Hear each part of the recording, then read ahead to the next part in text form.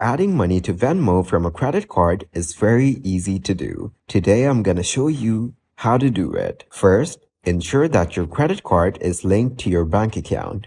You can usually do this through your bank's online banking platform or mobile app. Use your bank's online banking platform or mobile app to initiate a balance transfer from your credit card to your bank account. Be aware that credit card issuers may treat this as a cash advance, which may come with fees and higher interest rates.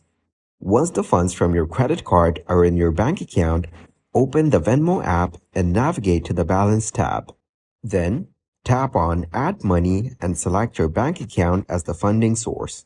Now enter the amount you want to add to your Venmo balance and complete the transaction. Now that you have added money to your Venmo balance, you can use it to send payments to friends, make purchases from merchants that accept Venmo, or transfer money back to your bank account if needed.